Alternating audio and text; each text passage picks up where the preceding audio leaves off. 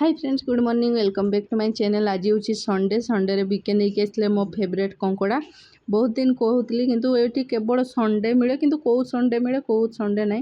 तो ये बीके कहते मुझे पारिनी एगुड़ा सब जीवंता अच्छा केमती कौन कराहब। सबुथर कौन हुए कि सी जो आणती से कर माने मार दे था। तो एथर तो मुझे बहुत सारा वीडियो भी देखता है, से सब किसी शिखी जाइए। तो आउ गोड़ गुड़ा पूरा बंधा होगी आसला, सेमती किसी टेंशन नहीं कामुड़ कि कौन।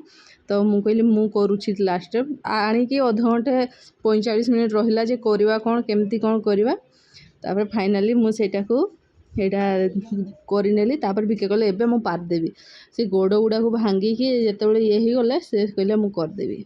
मेन गोड़ दीटा को भांगी सारापर गरम पानी रे पका हबो, कहीं जिते सब तार मैला सब जीव धुआ धुई हो सारापर पूरा कटाकुटी होगी।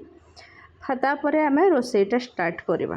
कंकड़ा टी ट्रिकी सफा सुतरा करे ना खाइबार तो मतलब बहुत ही पसंद, मोर फेवरेट कंकड़ा। बहुत दिन है मुझे वीडियो किसी तैयार नी, भाविली एत दिन हो गला वीडियो किसी करनी। मुझे नुहे वीडियो भी शूट करनी, नॉर्मल ना वीडियो शूट करता अपलोड न करे सेटा अलग कथा। एथर किसी करी नी, खाली दी तीनटा जो थिला वीडियो मुझे गुड़ा पोस्ट कर संडे वीडियो।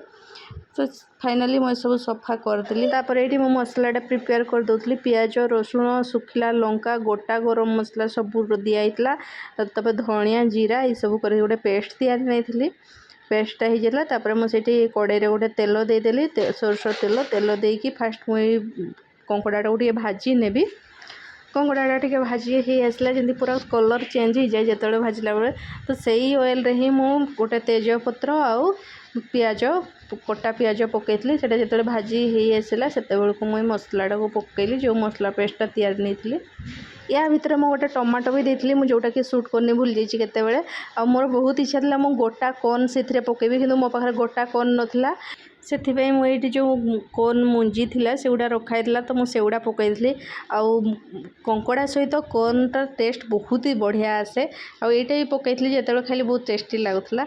मसलाटा जो पूरा भल भाव में भाजी जाता से मुझे कंकड़ा को पकईकी पुणी कषी देती। आ बिलीव करेनि आज कंकड़ा झोड़ा बहुत ही यमी बनता। बीके आ पुओ ये चिकेन तैयार होता, कहीं बीके खाती कंकड़ा किंतु मोर जमी पसंद से पसंद तंकर नहीं, सी जस्ट एमती खाती किंतु मोर बहुत पसंद। मत भात सह केवल कंकड़ा झोल दरकार, सी किंतु नहीं चिकेन दरकार, एमती जस्ट साइड डिश टाइप से खाती। चलतु मु मोर एंजॉय करे कंकड़ा झोल सह भात। आशा करछि आपण मानको मोर ये वीडियोटा भल लगी आ देखिए निहाती कंकड़ा खावाई इच्छा हो। जी कंकड़ा लवर सी ही बुझीपर आ बहुत ही यमी लगुला। मु बिलीव करेनि मुझे कौच निजे तैयारी तापर भी मुझे थर भी कंकड़ा झोल तैयारी यहाँ सबुठ बढ़िया होता, बहुत ही बढ़िया पूरा बेस्ट थिला। चलतु मु बेसी किसी कथा न कही एंजॉय करे मोर कंकड़ा झोल।